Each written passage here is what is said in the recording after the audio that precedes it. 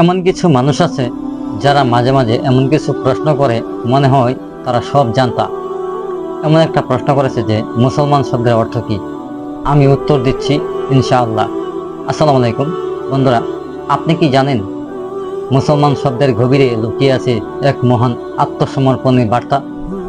চলুন জানি মুসলমান অর্থ কি, ইসলামের দৃষ্টিতে এর গুরুত্ব কতখানি।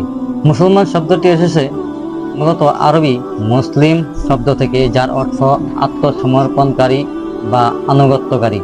বিশেষভাবে আল্লাহর প্রতি পূর্ণ আত্মসমর্পণকারী ব্যক্তি, যিনি আল্লাহকে একমাত্র রব, হাকিম ও উপাস্য হিসেবে মানেন এবং তার আদেশ নিষেধ মেনে চলেন। পবিত্র কোরআন থেকে দলিল, ইন্নাদ দীনা ইনদাল্লাহিল ইসলাম, নিশ্চয়ই আল্লাহর কাছে গ্রহণযোগ্য একমাত্র ধর্ম হলো ইসলাম। সূরা আল ইমরান আয়াত 19। আবারও বলছি, সূরা আল ইমরান আয়াত 19। ইসলাম মানে শান্তি ও আত্মসমর্পণ।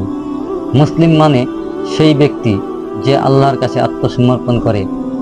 প্রিয় বন্ধুরা, ভিডিওটি ভালো লাগলে একটা লাইক দিন, শেয়ার করুন এবং আপনার মতামত দিন। আশা করি আপনি আপনার উত্তর পেয়ে গেছেন।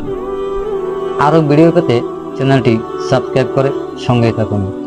সে পর্যন্ত ভালো থাকুন, সুস্থ থাকুন, নিরাপদে থাকুন। আল্লাহ হাফেজ।